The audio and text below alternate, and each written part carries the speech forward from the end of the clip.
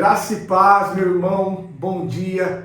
Que bom estar aqui com você mais uma semana, né? Hoje, domingo, dia 5 de outubro de 2025, e é um prazer para mim estar aqui com você, podendo compartilhar mais esse ensino, né? Podendo compartilhar mais esse conhecimento. Hoje nós vamos falar aqui na nossa aula de Escola Bíblica sobre a Igreja de Nazaré. Nós já fizemos 2 aulas, né, com o pastor Ivair nas semanas anteriores, e hoje nós vamos estar completando, finalizando essa série de aulas sobre a Igreja de Nazaré. Hoje nós vamos falar de forma específica sobre os artigos de fé, sobre a forma de governo, sobre a doutrina, sobre aquilo que nós cremos, tá bom? Mas antes eu quero poder orar. Feche teus olhos, Pai.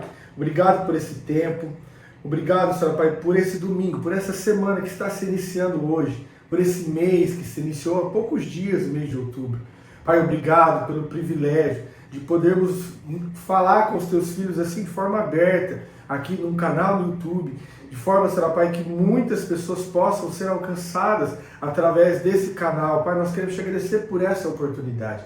Pai, em nome de Jesus, abra o nosso entendimento, fale com cada um dos teus filhos, nos ensinando, Pai, fazendo com que essa aula fique uma aula de fácil compreensão, que cada um de nós, cada um daqueles que me ouvem, que me vê, possam sair dessa aula conhecendo um pouco mais sobre a igreja que nós congregamos, sobre a Igreja do Nazareno, em nome de Jesus. Amém. Amém, queridos? Bom, então, nós vamos continuar as aulas, né? A aula sobre a Igreja do Nazareno. Nós já aprendemos na semana passada e na semana retrasada como a igreja começou, né, lá em 1908. O pastor Ivar contou a história aqui, né? Bem antes de 1908, o movimento de santidade, né, que começou na Inglaterra com John Wesley, depois foi para os Estados Unidos, depois veio lá o nascimento da igreja metodista. Algumas igrejas se separaram, saíram do movimento metodista e formaram grupos de santidade, né, que ficaram anos como grupos de santidade, e depois esses grupos de santidade resolveram se juntar e fazer uma denominação, que é a Igreja do Nazareno, que ela foi então criada em 1908, lá no Texas, nos Estados Unidos, em Pilot Point, na cidade de Pilot Point. Depois, em 1950 anos mais tarde, ela chega no Brasil, né, com a sua primeira igreja plantada lá em Campinas, aqui no estado de São Paulo, 400, 370, 350 quilômetros de nós, né, que hoje é a primeira igreja do Nazareno plantada no Brasil. Depois ela veio para São José do Rio Preto e aí tocou o nosso coração, o meu coração, o seu coração, através da palavra pregada. Eu falo que a Igreja do Nazareno não tem o poder de salvar, o poder de salvar está em Jesus, mas através da Igreja do Nazareno, onde se prega a palavra de Deus, foi onde eu, e eu acredito que alguns de vocês tivemos um encontro verdadeiro com Cristo. Eu já tinha nascido já num berço evangélico, meus avós já eram evangélicos, a minha mãe já era evangélica, a gente já ia numa outra denominação. Porém, foi na Igreja do Nazareno que eu tive um encontro verdadeiro com Cristo. Não é que a outra igreja não pregava Cristo, não. A outra igreja pregava a palavra de Deus também. O problema estava em mim e não na outra igreja, né? Mas foi na Igreja do Nazareno, através da pregação da palavra, que os meus olhos se abriram, e acredito que alguns de vocês também. Então nós vamos continuar falando dessa igreja. Hoje nós vamos falar sobre as suas doutrinas, os seus ensinamentos, sobre os artigos de fé, e vamos falar também sobre a forma de governo da Igreja de Nazaré. Já fizemos um resumo então das aulas passadas. Vamos lá para qual é o nosso fundamento, quais são os principais fundamentos da Igreja do Nazareno, daquilo que nós cremos. Bom, nós somos uma igreja cristocêntrica. O que é uma igreja cristocêntrica? Cristo é o centro de tudo, tá? Cristo é o nosso alvo e é o nosso centro, né? O centro da nossa fé, né? É o centro da doutrina e da missão da Igreja do Nazareno, né? Outra coisa que nós cremos, que faz parte dos nossos fundamentos, é a autoridade da Bíblia. Nós cremos que a Bíblia, ela é a palavra de Deus, né? Que ela não contém apenas a palavra de Deus, né? Porque algumas pessoas creem que a Bíblia contém a palavra de Deus em algumas partes. Nós cremos que a Bíblia, na sua totalidade, ela é a palavra de Deus, tá bom? Nós também cremos, a nossa soteriologia, né? A nossa doutrina da salvação, ela é arminiano-wesleyana, Eu sei que para você algumas coisas dessa aula vai ficar um pouquinho complicado, nós não vamos conseguir detalhar tudo aqui.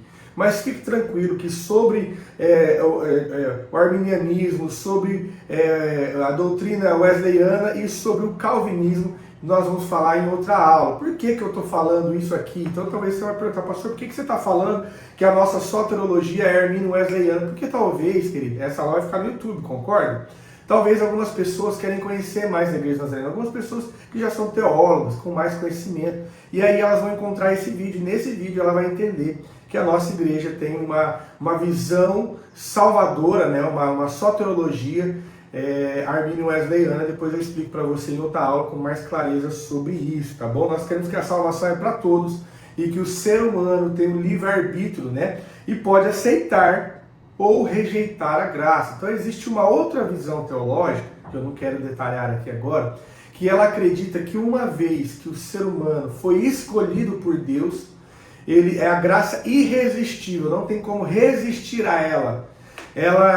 Uma vez que eu sou salvo, sempre salvo. Eu fui escolhido, em algum momento o Senhor vai me encontrar e eu serei salvo, porque eu fui um dos escolhidos. Nós cremos que eu posso tanto aceitar a graça, como posso rejeitar a graça, né? Nós temos livre-arbítrio. Então é isso que a nossa igreja crê. Fique tranquilo que outra aula nós vamos falar de forma mais detalhada sobre isso, tá? Bom, e outro fundamento da nossa igreja é uma ênfase à santidade, né? Nós somos uma igreja de santidade, que busca a santidade. Inclusive nós temos um versículo-chave na nossa igreja, que é Hebreus capítulo 12, versículo 14, que nos norteia, que diz assim: segui a paz com todos e a santificação, sem a qual ninguém verá o Senhor, né? Sem a qual ninguém verá a Deus. Então esse é um dos nossos versículos chaves. E nós também somos uma igreja com uma veia missionária, né? Um dos nossos fundamentos é a missão. Nós somos uma igreja apaixonada por missão, não só a missão local nas nossas comunidades, nas nossas igrejas, mas também uma missão global, né? Nós temos missionário, inclusive a nossa comunidade, Comunidade Leste e Monte Aprazível, tem um missionário hoje que nós sustentamos lá na África, em Moçambique, né? O missionário Rail. Então a Igreja do Nazareno tem essa coluna, né? Que é a missão, tá bom? Agora nós vamos falar sobre os nossos artigos de fé. O que é os artigos de fé? Artigos de fé são declarações, nós temos 16 declarações que resumem a nossa doutrina. Pastor, o que é doutrina? Talvez você está ouvindo aí a palavra doutrina. Quando eu me converti, eu tive um pouco de dificuldade. Eu ouvia falar doutrina, eu imaginava que doutrina era uma regra que a igreja precisava seguir. Na verdade, doutrina, a palavra doutrina vem do latim doctrina, que é ensino, né? Ou é instrução. Então, doutrina é um conjunto de ensino. No caso aqui, nós estamos falando da Igreja do Nazareno, no caso da nossa igreja, né? Então a doutrina da Igreja do Nazareno é um conjunto de ensinos da Igreja do Nazareno, aquilo que nós cremos. Então os 16 artigos de fé que nós temos são declarações que resumem aquilo que nós cremos, tá bom? Então eu vou falar alguns não, vou falar todos aqui, quais são os nossos artigos de fé, e alguns deles nós vamos detalhar, tá bom? Bom, primeiro artigo de fé nosso, aquilo que nós cremos na Trindade, num Deus Trino, que é um só Deus, que se revela de três maneiras diferentes, né? Um só Deus com três manifestações, o Pai, o Filho e o Espírito Santo. Esse é o primeiro artigo de fé. O segundo artigo de fé, nós cremos em Jesus Cristo, nós cremos em Jesus como um homem, 100% Deus e 100% homem, né? Que veio na terra para nos salvar, para pagar pelos nossos pecados. Nós cremos também no Espírito Santo, que atua aí convencendo os nossos corações, convencendo o homem daquilo que está errado, convencendo o homem, trazendo o homem ao arrependimento. Esse é o terceiro artigo de fé da nossa igreja. Quarto artigo de fé, nós cremos na Bíblia, nós cremos nas Escrituras Sagradas, né? Nós cremos que a palavra de Deus, a Bíblia, ela é a palavra de Deus, né? Ela é inspirada pelo Espírito Santo e ela é a palavra de Deus. Deixa eu só abrir um parênteses aqui. Esses artigos de fé constam do nosso manual, tá? A Igreja do Nazareno tem um manual, tá aqui na minha mão. E esse manual é aquilo que nos rege, é aquilo que nos norteia, né? Então cada igreja, cada líder, cada pastor, cada membro do clero, né, da liderança da Igreja de Nazareno, deve conhecer o que está aqui no manual. Depois nós vamos falar sobre a forma de governo, você vai entender um pouquinho melhor. Só quis dizer que esses artigos de fé está aqui no nosso manual, tá bom? Bom, outro artigo de fé, nosso quinto artigo de fé, nós cremos, né, nós acreditamos no pecado pessoal e no pecado original. O que é isso? Nós acreditamos que nós carregamos sim em nós o pecado de Adão, né, o pecado que nós herdamos, mas nós também temos em nós o pecado pessoal, que é o pecado de cada um. Então nós somos frutos de uma natureza caída, que é a natureza de Adão, e também temos os nossos pecados naturais, pessoais, perdão, que são aqueles que cada um comete no seu dia a dia. Nós também cremos na expiação. A expiação é o nosso sexto artigo de fé. O que é a expiação? Nós cremos que um homem, Jesus Cristo, morreu e levou todos os nossos pecados, pagou pelos nossos pecados. Então, um artigo de fé é a expiação. O outro artigo de fé nosso, o sétimo, é a graça preveniente. O que é a graça preveniente? Nós cremos que Deus ele age em nós antes mesmo de nós respondermos ao nosso chamado, antes mesmo de nós respondermos à graça, né? Então por isso que fala graça preveniente, que vem antes, ou seja, Deus ele age antes mesmo da nossa conversão, nos dando condição de aceitar ou não, né? Não, aqui a graça preveniente, ela não nos condiciona, eu sou obrigado a aceitar, ela é irresistível, não. É uma graça que vem antes, ou seja, ele me chamou e eu respondo se eu quiser, com sim ou não, tá bom? Nós cremos também no arrependimento, né? Que quando há arrependimento, uma mudança de vida, quando o homem enxerga o seu estado, quando o homem enxerga a vida que ele leva, quando o homem enxerga que ele vem de uma geração caída, quando ele enxerga que ele herdou o pecado de Adão e que além de tudo isso, ele é pecador, porque ele tem o seu pecado pessoal e ele se arrepende, acontece uma mudança de vida. Nós cremos nisso. Nós cremos também no nosso nono artigo de fé, é a primeira obra da graça. O que é a primeira obra da graça que nós, nazarenos, acreditamos? É a justificação, é a regeneração e é a adoção. O que é isso? Quando Jesus faz o sacrifício por nós na cruz e nós, hoje, agora, acreditamos nisso mediante a fé, nos arrependemos do nosso pecado, acontece a primeira obra da graça, que é a justificação, ou seja, nós somos justificados pelo sacrifício de Jesus, nós somos regenerados, ou seja, quando somos justificados, temos uma vida transformada, caminhamos para uma transformação dia após dia, aquilo que nós chamamos de regeneração, o nosso estado, agora não mais um estado pecaminoso, mas um estado justificado, nos faz mudar de vida. E nós cremos na adoção, uma vez que nós somos justificados, somos regenerados, então somos adotados pelo Senhor e fazemos parte da família de Cristo, né? João vai dizer sobre isso, ele vai falar assim, ela veio para os seus, mas os seus não recebeu, mas a todos, a quantos lhe recebeu, deu-lhes o poder de serem feitos filhos de Deus, né? Então nós cremos na adoção. Nós cremos também agora na segunda obra da graça, que nós nazarenos falamos assim, que é o 10º artigo de fé, que é a santificação. Então, após a adoção, a regeneração e a justificação, acontece em um dado momento, um determinado momento, através do Espírito Santo, a segunda obra da graça, que é a inteira santificação, aonde nós somos santificados, onde é dado a nós, por intermédio do Espírito Santo, a condição de vivermos uma vida santa, buscando a santidade, tá bom, queridos? Há uma grande diferença de ser santo e de viver uma santificação.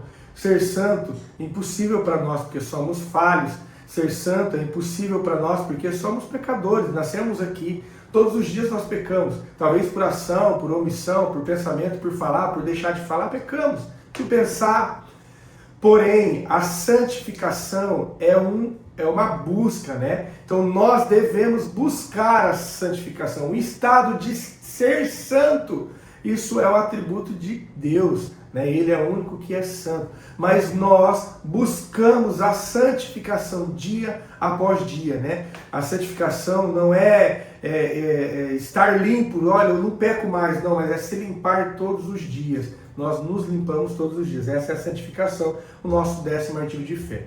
Bom, o nosso 11º artigo de fé, o que nós cremos na igreja, né? Como corpo de Cristo, como comunidade da fé, como um lugar, uma congregação dos santos, onde nós, e aí quando eu digo santos, talvez você vai falar, você acabou de falar que não existe santo, só Deus é santo. Na verdade, nós usamos o termo santo para aqueles que são escolhidos, os santos, aqueles que foram chamados e responderam ao chamado. Então a igreja é a congregação nossa, aqueles que um dia fomos regenerados, justificados e adotados por Jesus. Então nós cremos na igreja como comunidade dos fiéis. Nós cremos também em 2 sacramentos, né? 2 mandamentos, não posso dizer mandamentos, mas 2 sacramentos que o Senhor deixou para nós, que é o batismo, e nós cremos também na Santa Ceia. Esses são os 2 artigos de fé que nós cremos como sacramento da igreja, o artigo 12º e o 13º. O 14º artigo de fé nosso, nós cremos na cura divina. Nós cremos que Deus ainda cura. Nós cremos que Deus ainda faz milagres. Nós cremos que Deus, ele pode mudar o estado físico de uma pessoa segundo a sua vontade, né? Talvez você vai falar, pastor, eu conheço pessoas que orou a vida toda e Deus não curou. Porque Deus ele vai fazer a sua vontade, a vontade dele é soberana, mas nós cremos na cura divina, tá bom? Nosso 15º artigo de fé é a segunda vinda de Cristo. Nós cremos que Jesus virá novamente, porque ele já veio como homem, morreu, ressuscitou, foi para o céu, e nós cremos que um dia ele voltará e nós viveremos com ele eternamente. Nós cremos na segunda volta de Cristo. E o nosso último artigo de fé, que é o nosso 16º, nós cremos na ressurreição, no juízo e na vida eterna. Então esses são os resumos, né? As declarações que resumem a doutrina, né? O ensinamento da Igreja do Nazareno, aquilo que nós chamamos de artigos de fé. Beleza? Ficou claro para você aqui as nossas crenças, né? Os nossos artigos de fé? Queridos, é importante deixar bem claro para você que esses artigos de fé, eles não são baseados em tradição, eles não são baseados em história, eles não são baseados em experiências humanas, ou a experiência do líder da Igreja de Nazaré. Depois nós vamos ver como é a forma de governo, você vai entender que não existe um líder apenas. Isso aqui não é algo que nasceu no coração de uma pessoa. Esses artigos de fé, eles são baseados na palavra de Deus, né? Cada artigo de fé que nós cremos, né? Cada ponto das nossas doutrinas são pontos que estão na Bíblia, são pontos bíblicos, né? Nós aprendemos isso lendo a palavra, então nós resumimos a nossa doutrina nesses artigos de fé, beleza? Bom, agora que você já sabe o que a Igreja de Nazareno crê, e você, querido, como nazareno, você precisa conhecer isso. Talvez você fale, pastor, qual que é a importância de eu conhecer a história da Igreja de Nazareno ou os artigos de fé? Porque a partir do momento que você está em uma das nossas comunidades, você precisa compactuar com a nossa visão, né? Não dá para fazer parte de um corpo, de uma comunidade a qual você não compactua com a visão, né? Então você precisa olhar, eu acredito nisso, isso aqui faz parte daquilo que eu acredito. Então você precisa conhecer sim aquilo que a sua igreja prega, né? Você está participando, imagino que essa aula está chegando aí na comunidade leste, nos grupos de discipulado, na comunidade Monte Aprazível, então você está participando de uma igreja. O que essa igreja crê? Aqui nós acabamos de falar, por isso que é importante para você saber, tá bom?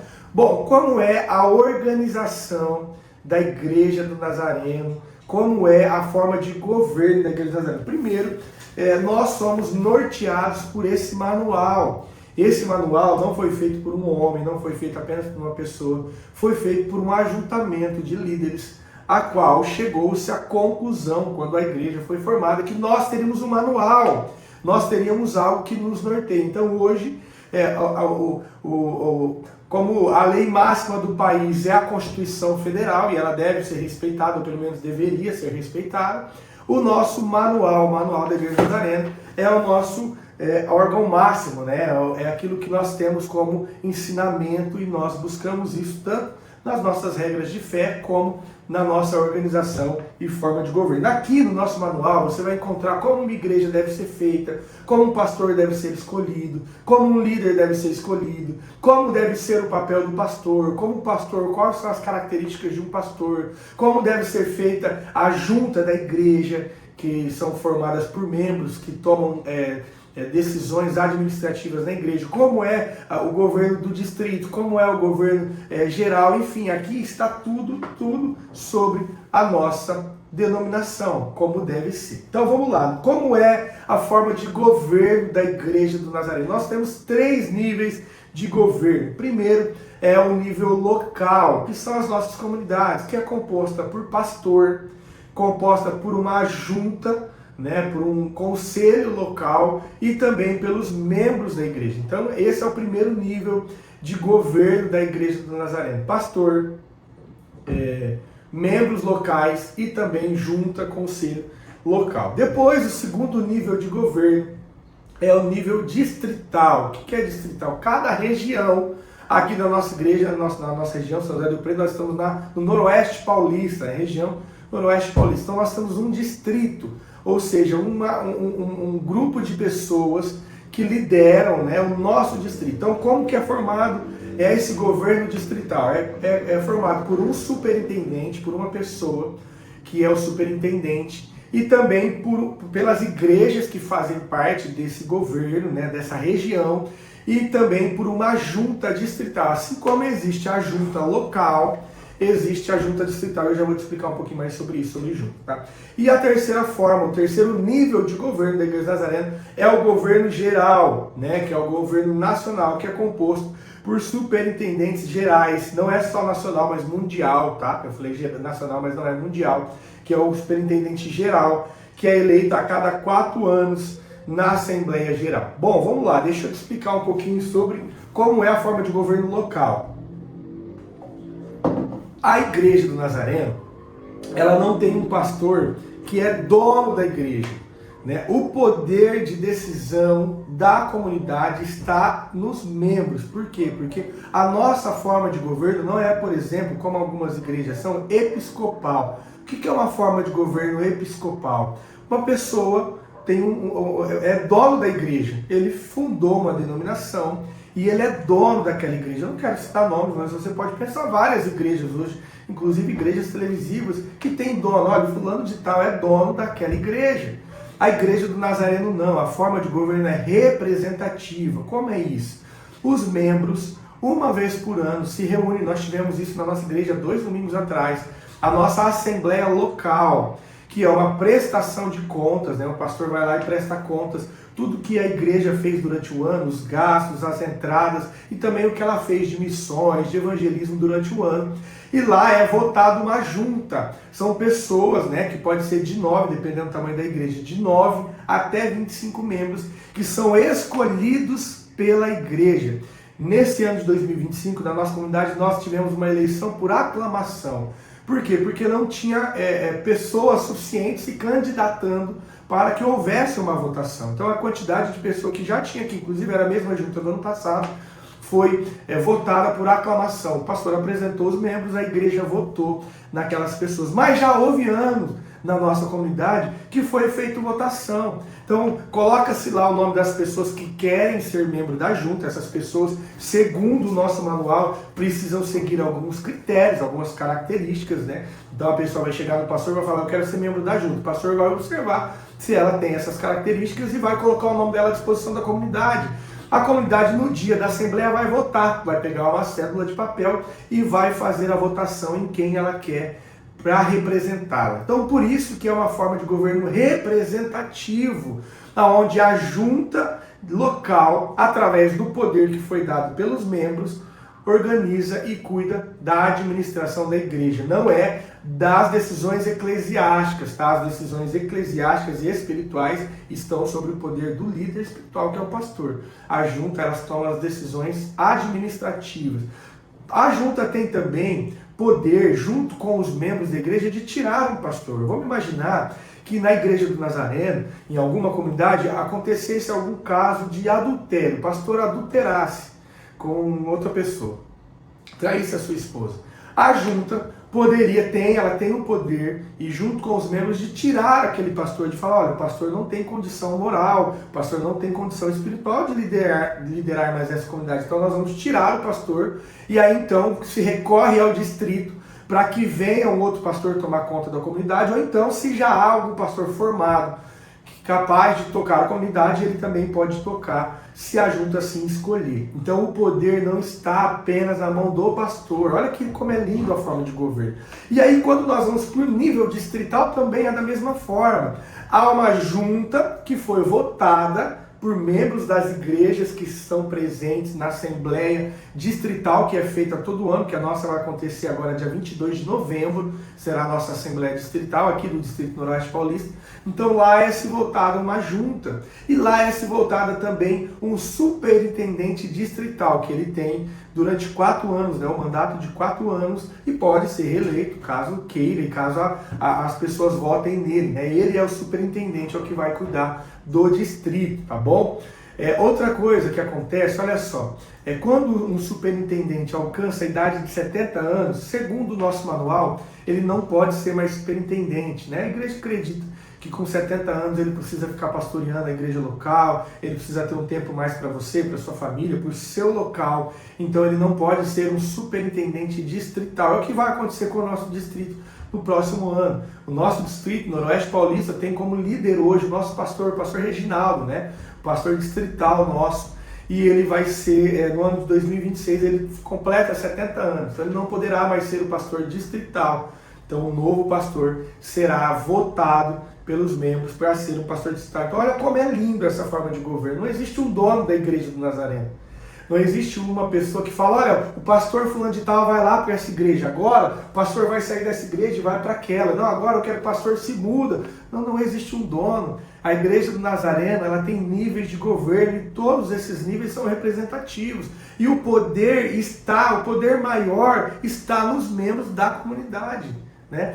Inclusive, quando você vai para o nível mundial, a igreja mundial, o nível de governo, porque a igreja de Nazaré não é uma igreja nacional apenas do Brasil, ela está em mais de 170 países, né? Então ela tem um governo mundial, há pessoas no mundo que cuidam dela. E esse governo mundial também é representativo. E não é uma pessoa, um líder só. Quando nós vamos para o governo mundial, são vários líderes que são escolhidos para formar a liderança da Igreja do Nazareno. Então, esse ano é um líder, daqui 4 anos pode ser outros líderes, né? Então, olha como é lindo essa forma de governo, porque ela não é uma igreja que tem dono. O único dono aqui é o Senhor Jesus Cristo, o Nazareno. É por isso que somos chamados de Igreja do Nazareno, porque é uma igreja que não tem dono. A sua forma de governo é representativa, tá bom? Bom, vamos lá. Deixa eu te falar algo que eu acho interessante falar, nosso tempo está terminando, mas é bem rápido. Como se levanta um pastor na Igreja do Nazareno? Como uma pessoa se transforma como ela vira um pastor, como ela tem um título de pastor da Igreja do Nazareno. Talvez, se você é da nossa comunidade leste, talvez você chegou há pouco tempo, você tenha curiosidade, talvez você fale, por que nessa igreja tem tanto pastor? Porque é o perfil da nossa igreja, né? O nosso pastor, o pastor Vair, ele é um formador de líder, é uma característica dele. Ele tem esse dom de formar líderes. Por isso, na nossa igreja, tem vários pastores. Então, tem um pastor titular e tem vários pastores auxiliares, né? Bom, como é o procedimento da Igreja de Nazareno para que uma pessoa se torne pastor? É assim, ó.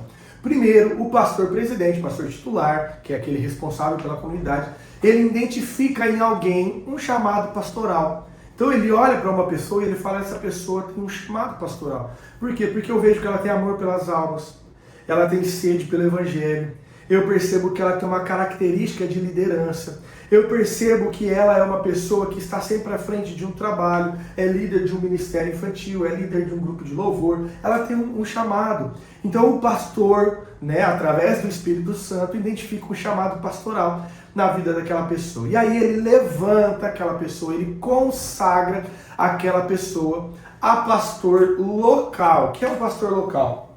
É um pastor que ele só é reconhecido pela igreja local. Ele não é reconhecido pela denominação nazarena, mas ele é um pastor local. As pessoas reconhecem o chamado dele, né? O pastor reconhece o chamado dele, consagra ele e ele é um pastor local. Ele precisa passar, na nossa igreja tem alguns pastores que são locais, que não são pastores distritais, são locais, reconhecidos pela igreja. Nós chamamos de pastor, reconhecemos o chamado, reconhecemos a unção sobre a vida dele, reconhecemos que Deus os escolheu, porém a denominação ainda não identifica eles como um pastor. Bom, passado-se um tempo, ele precisa ficar pelo menos um ano, também o nosso manual que diz isso, precisa ficar pelo menos um ano como pastor local. Passado esse período, o pastor presidente, pastor titular da comunidade, pode indicar ele a ser um pastor distrital. O que é pastor distrital? O pastor distrital é reconhecido pelo distrito. O distrito da Igreja do Nazareno já reconhece aquele pastor, né? O Brasil, a nação, né, a nível nacional, qualquer igreja nazarena já reconhece aquele. Então o distrito reconhece aquele homem, aquele pastor, aquela mulher, aquela pastora como pastor. Tá? Para isso, para ele ser indicado a licença pastoral, né, a ser um pastor distrital, ele precisa fazer o nosso seminário. A Igreja de Nazaré tem um seminário que chama STNB, eu tenho aqui inclusive o boletim escolar de quando eu fiz o meu seminário, né, eu finalizei, são 5 anos de estudo. Então você precisa, aquela pessoa que foi chamada a ser pastor, que identificou-se nela um chamado pastoral, ela precisa estudar. Então, para ela ser indicada a pastor distrital, ela precisa ter pelo menos 10 matérias. São 50 matérias no total. Mas ela precisa ter pelo menos 10 matérias feitas, concluídas, aprovadas, para que ela seja indicada a um pastor distrital. Bom, quando ela é indicada a um pastor distrital, a um pastorado distrital, né, uma licença distrital, ela passa por um procedimento. Nós, inclusive, os pastores distritais da nossa comunidade, passamos por isso na semana passada, no final de semana passada. Nós fomos para um local, teve um retiro de pastores lá, e é aplicado para nós uma prova. Nessa prova, lá tem conhecimentos bíblicos, conhecimento da doutrina do Nazareno, conhecimentos de teologia, enfim, conhecimentos gerais daquilo que nós aprendemos no seminário e também da forma de governo, da doutrina da Igreja Nazarena. Se nós passarmos na prova, a prova escrita, foram 20 perguntas. Se nós passarmos na prova, nós vamos para uma entrevista, que nós também passamos no sábado passado. Essa entrevista são pastores que estão no nível acima, nós já vamos chegar lá, são pastores reverendos, pastores já ordenados, pastor que já é reconhecido no mundo todo como pastor. Eles fazem entrevista para nós, eles nos entrevistam. Então eles perguntam como está a nossa vida financeira, como está a nossa vida emocional, como está o nosso casamento, porque tudo isso é importante para que eu seja um pastor. Então a Igreja do Nazareno se preocupa com a formação dos seus pastores. Então sempre que você entrar num templo da Igreja do Nazareno, encontrar lá um homem ou uma mulher pregando, saiba, esse homem, se ele for um pastor nazareno, né, esse homem passou por um estudo para estar pregando. Esse homem passou por uma prova para estar pregando. Esse homem passou, além do chamado espiritual, ele passou por uma capacitação para estar aqui pregando, né? Outra coisa que acontece, bom, uma vez que o pastor foi indicado a licença distrital, essa licença vale por 1 ano. Então, todos os anos, nós passamos por esse processo de prova e de entrevista. Todos os anos, nós somos indicados, passamos por prova e por entrevista. Por quê? Vamos imaginar que eu seja um pastor distrital. E aí, no próximo ano, vamos falar de mim não, vamos dar outro exemplo. Vamos imaginar um pastor X. Ele é um pastor distrital. E aí no próximo ano alguma coisa aconteceu, ele teve um desvio de caráter, um desvio de conduta, alguma coisa aconteceu. O pastor presidente, o pastor que é o pastor dele, não vai indicar ele para ter a carteirinha naquele ano, ele não vai ter a licença distrital. Por quê? Porque ele não tem condição de ser um pastor nazareno, porque ele está vivendo algum problema. Passados pelo menos 5 anos, ele precisa ser um pastor distrital. Então, durante 5 anos, ele precisa passar por esse processo de fazer prova, passar por entrevista, fazer prova, passar por entrevista, pelo menos 5 vezes. Se ele já fez isso 5 vezes, se ele já pegou 5 licenças, 5 anos, pastor distrital, ele pode ser indicado a ser um pastor ordenado Nosso tempo já se avançou, mas nós estamos finalizando, querido. Ele pode ser um pastor ordenado, né? Um reverendo, que nós chamamos. O que é um pastor ordenado? Pastor ordenado é um pastor reconhecido no mundo todo. Então ele tem o seu nome lá na Igreja de Nazareno, lá dos Estados Unidos, dizendo: esse pastor passou por todos os processos exigidos pelo manual da Igreja de Nazareno e ele já é um pastor reverendo, um pastor ordenado. Agora, de fato, ele é um pastor não mais com licença, que agora ele já não tem mais uma licença temporária, agora ele já tem de forma efetiva o chamado, né, de pastor reconhecido pela Igreja de Nazareno. Então observa que para ser um pastor nazareno não é simplesmente ser reconhecido em mim, um chamado, olha, pronto, eu achei essa pessoa aqui, eu acho que ela deve ser pastor, tudo bem, maravilha, mas aí ela tem conhecimento? Ela tem vida com Deus? A sua vida é um exemplo para as pessoas? O seu casamento é um exemplo para as pessoas? Então o pastor nazareno, ele passa por essa série de procedimentos, passa por essa sabatina, né, por essas entrevistas, para saber se a pessoa está apta a ser um pastor da Igreja de Nazareno. Olha como esse ministério é sério, querido. Olha como é lindo a forma de governo dessa igreja. Eu não estou dizendo que o estudo, eu não estou dizendo que o conhecimento bíblico, ele supera a unção e o chamado pastoral, ele não supera. Mas ele é importante tanto quanto. É como um avião, né? Talvez você me pergunte, pastor, o que é mais importante? A unção pastoral, ter o chamado pastoral, ou o conhecimento bíblico, ou o aperfeiçoamento bíblico para um pastor? O que é mais importante? Eu vou fazer uma pergunta para você. Qual a asa do avião é mais importante? A asa direita ou a asa esquerda?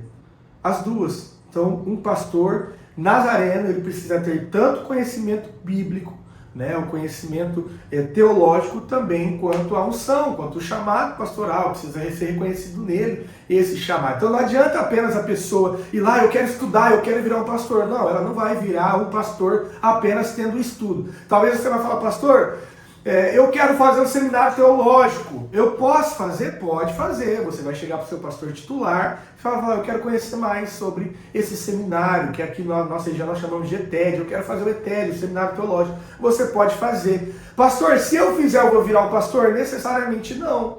Porque o conhecimento é uma coisa e o chamado é outra coisa. Lembra que nós somos da asa do avião? Então, para eu ser um pastor nazareno, eu preciso ter um chamado e ter o conhecimento.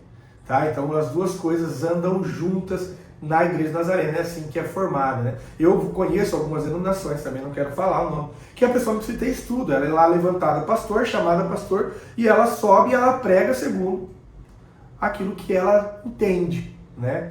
E também em algumas igrejas que a pessoa se forma pastor sem ter chamado, ela vai lá, ela estuda e ela se autodenomina pastor, porque eu estudei. Então não é assim. A Igreja de Nazareno são as duas coisas. Eu preciso ter o chamado pastoral, a unção de pastor, e também preciso ter o estudo, a capacitação para ser um pastor. Amém, queridos? Nós vamos finalizar aqui a nossa aula, nosso tempo já se avançou. Nós temos, né, como visão, como missão e como valor nosso, né, da Igreja de Nazareno é fazer discípulos semelhantes a Cristo nas nações. A nossa visão é ser uma igreja santa, global, unida, compassiva e ativa na transformação do mundo. E os nossos valores essenciais: santidade, missão, comunidade, discipulado e compaixão. Tá bom, queridos? Aqui finaliza a nossa aula, nós vamos orar. No próximo domingo nós iniciaremos um novo tema aqui nas nossas aulas de escola bíblica e eu espero você aqui conosco, tá bom? Espero que essa aula tenha sido esclarecedora para você. Nós vamos preparar um outro conteúdo depois para a gente falar sobre arminianismo, sobre a doutrina wesleyana, sobre o pensamento calvinista. Nós vamos falar isso em outro momento. Eu quero poder orar. Feche teus olhos. Pai, obrigado por esse tempo, obrigado por essas aulas. Pai, obrigado por essa denominação. Por que não agradecer por essa denominação que o Senhor escolheu?